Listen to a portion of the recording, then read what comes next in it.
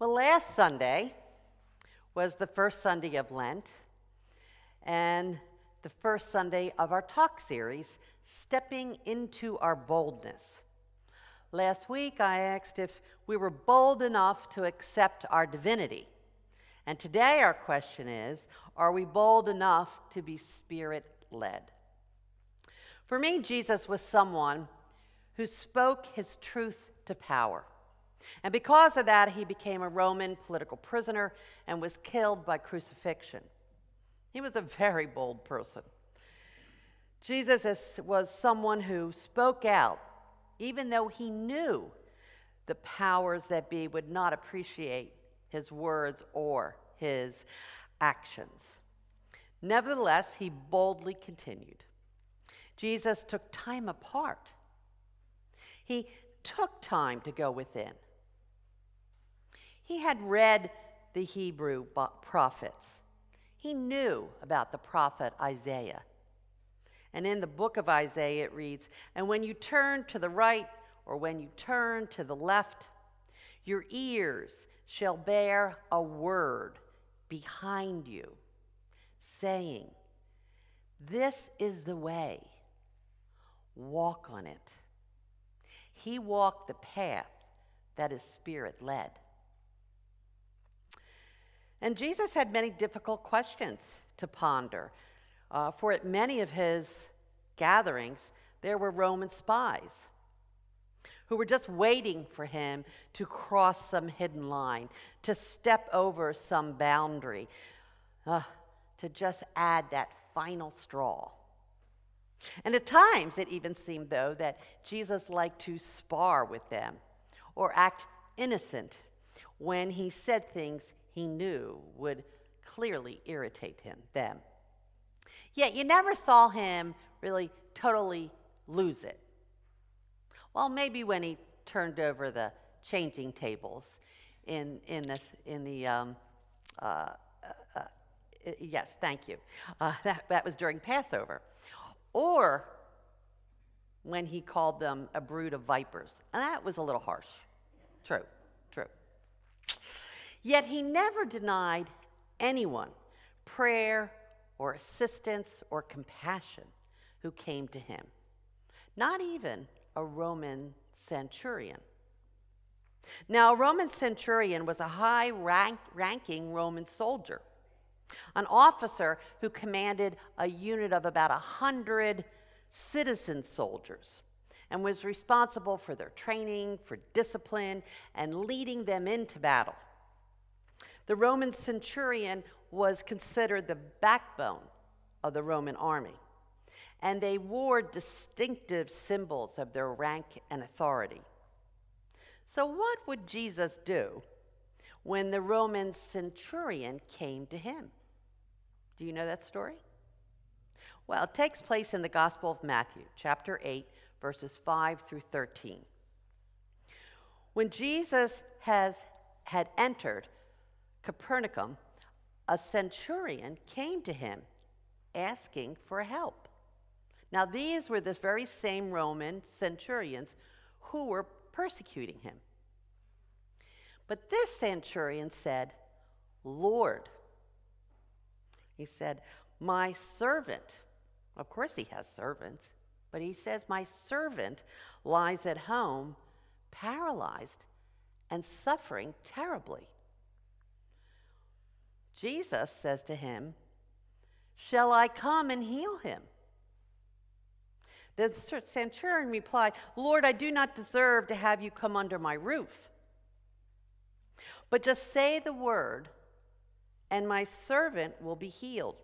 For I myself am a man of authority. I have soldiers underneath me.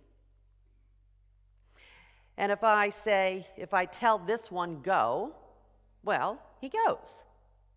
And if I say to this one, come, he comes.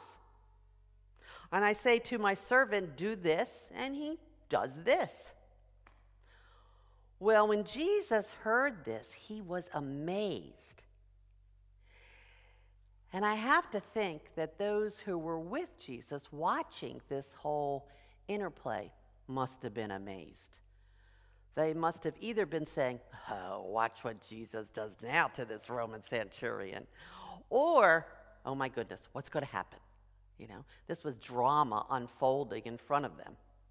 But Jesus says, and he says to those following him, not right away to the centurion, truly I tell you, I have not found anyone in Israel with such great faith. Then Jesus said to the centurion, go, let it be done just as you believed it would. And his servant was healed at that moment. He had a lot of opportunity to do a few other things. He never says to the Roman soldier, What are you asking? Your boss wants me dead. Why not? Because he was Spirit-led. Jesus could see beyond appearances. He could see faith. He could see a seeker. And that ability to see beyond appearances, that's the opening for grace to come in. That's the opening for compassion, to create a connection with a known enemy. He could look beyond the labels. He was bold. He was Spirit-led. Can we be bold to be Spirit-led? And what would that even mean, to be Spirit-led today? All right, I'm going to tell some tales on myself. Well, since I was very young, I had this strange combination of boldness and shyness. I never saw them as contradictory. But as I matured, I became more bold and less shy. While others anguished in making decisions, I found making decisions kind of easy. And I always thought, well, I could change my mind and make another decision. And yet, since I could charge ahead and make a decision, I became a bit rebellious, which, by the way, is not boldness. As a young person, I rebelled against anyone telling me what to do or not allowing me to decide how to move forward. At best, I was labeled independent, and at worst, rebellious. Didn't matter, I liked both labels. But the real problem was that I was a lonely warrior without even knowing what war was going on. As an adult, I was still very independent, and I knew a lot more about the world and some very real scary issues like war and hunger and poverty and homelessness, hatred, bigotry, racism, misogyny, intolerance, and on and on. Like you, I often don't know what is mine to do. And it is difficult to take comfort in my small rebellions. How can even a rebellious person even consider being Spirit-led? And why should someone who is nervous about making decisions consider being Spirit-led? So what is Spirit-led? It is your choice to first, not second, not when everything else fails. I guess I'll be Spirit-led. No, it's first choosing to take that prayerful pause, the breath to move into a moment of silence, the boldness to be vulnerable enough to listen, to be open to the wisdom of the universe, to be so faith-filled that you know you were one with the one, with that still small voice within. And we have a spiritual power within us that is always striving, so we don't have to strive or even try. That which we call God that is within our very DNA is pushing and pushing, knocking on the door of our soul and whispering, listen, listen. I remember someone saying that the still small voice within us is polite. It waits for space to be heard, not raising its volume or interrupting to get our attention. In fact, our March affirmation tells us, I am guided. I can choose to be guided in every thought, word, and action by my spiritual power of wisdom. The power of wisdom, right there, right with us. And all we have to do is be quiet and listen. It took me a long time to loosen my independent, rebellious attitude. But when I finally and honestly did, what occurred within me rocked my world. I discovered what it meant to be at one with the One, to be filled with divine wisdom. You remember how Jesus dealt with his supposed enemy, the Roman centurion? Well, only someone who was Spirit-led could react that way with compassion. In the 60s, I remember walking around being always way too angry and rebellious against the state, the man, the government, to ever consider grace, to ever see beyond the label. It felt like I was eternally angry, always rebellious, in a never-ending war. But was I? Well, my thinking made it so. My thinking was not interested in creating happiness or love, but more war.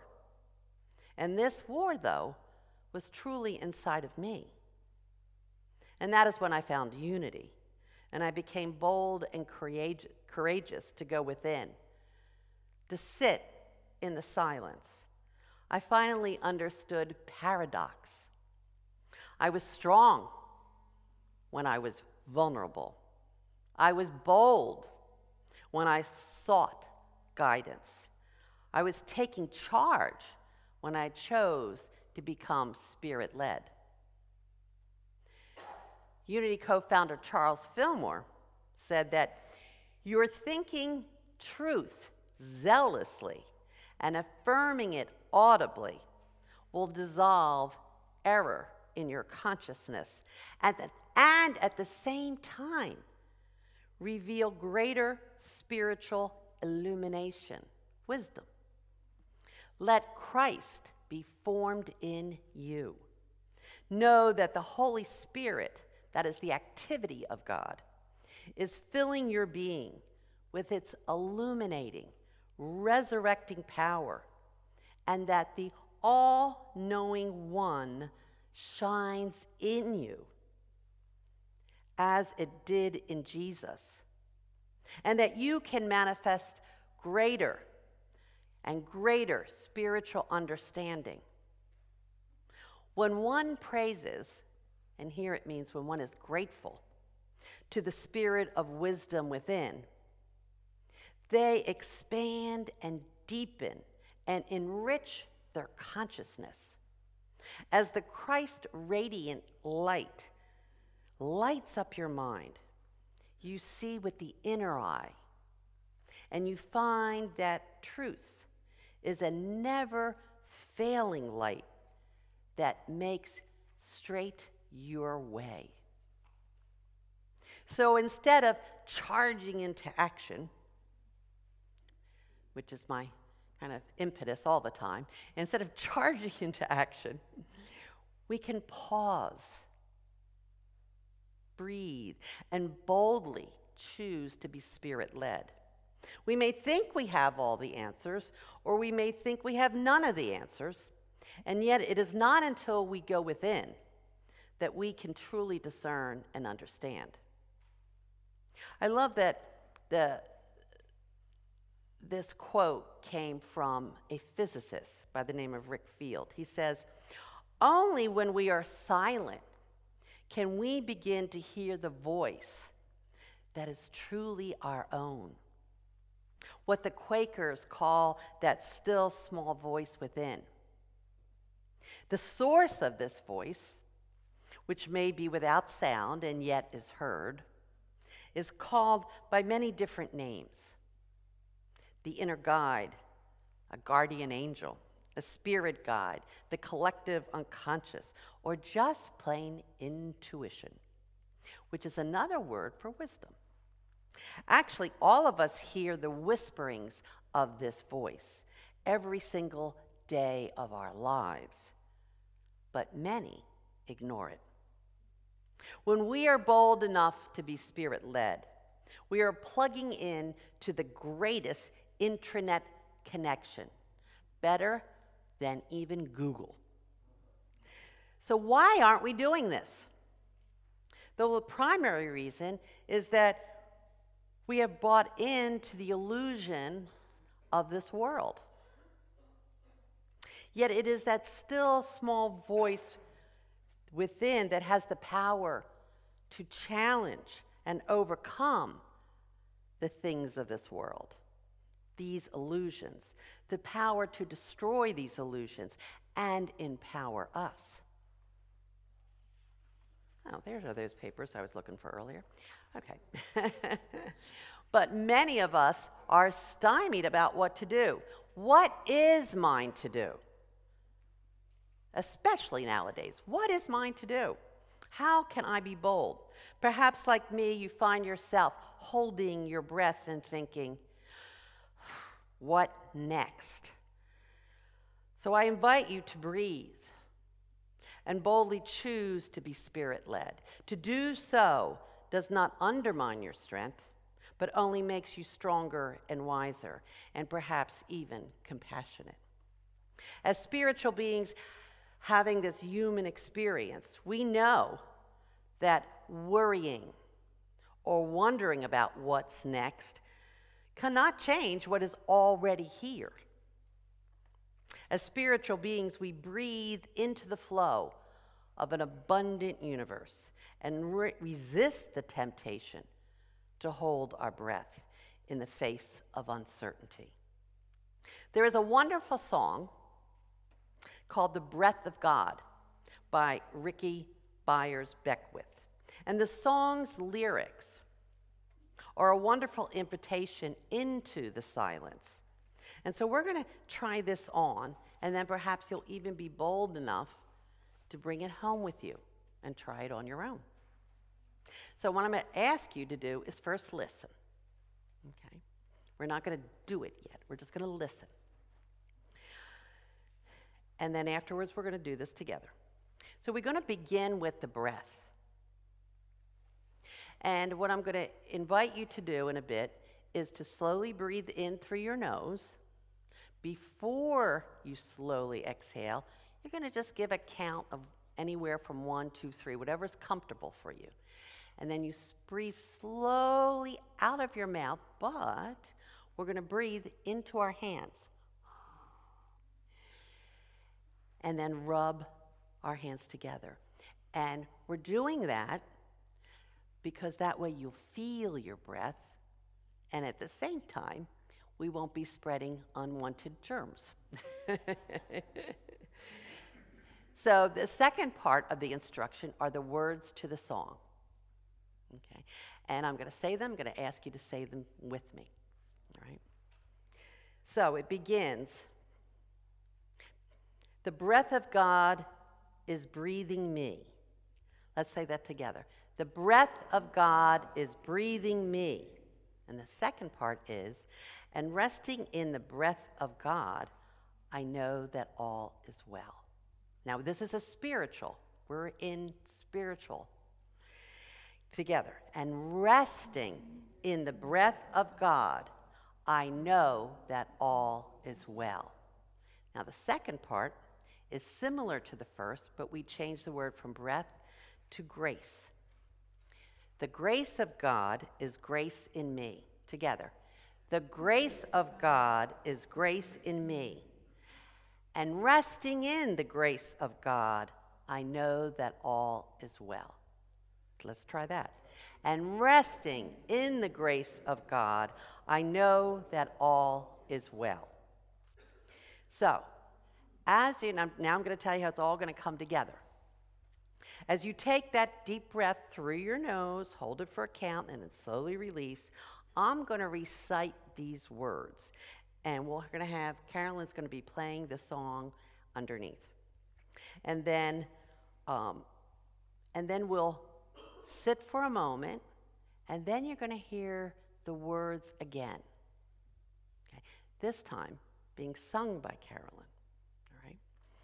And then we'll take one more breath, slow breath in, and exhale into our palms. All right? You ready for this? All right. So, and also, why don't you close your eyes while you're doing this? You don't need to see me. If you want to peek out every now and then, you can. But close your eyes. You've got this. All right. So we're going to begin by slowly breathing in through our nose, counting, and then slowly bring out through our mouth into our palms. The breath of God is breathing me. And resting in the breath of God, I know that all is well. The grace of God is grace in me. And resting in the grace of God, I know that all is well. And we just sit in the silence for a moment, breathing, pausing.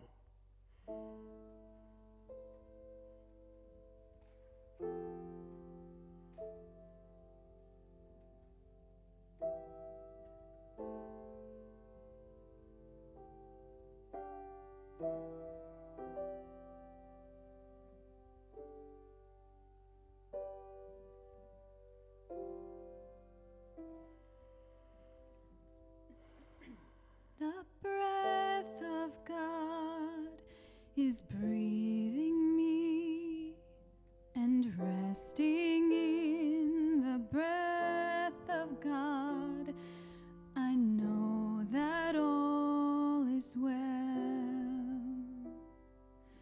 The grace of God is grace in me, and resting in the grace of God, I know that all is well.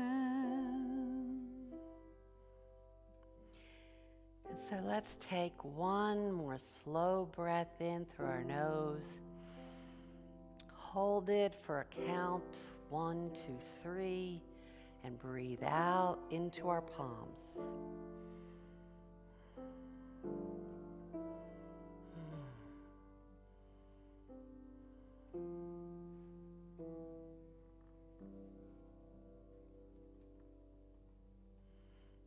And we open our eyes and we remember, for God has not given us a spirit of fear and timidity, but of power, love, and self-discipline. We have an inborn spirit of power, a spirit of boldness. This week, be bold to be spirit-led. And namaste. Namaste.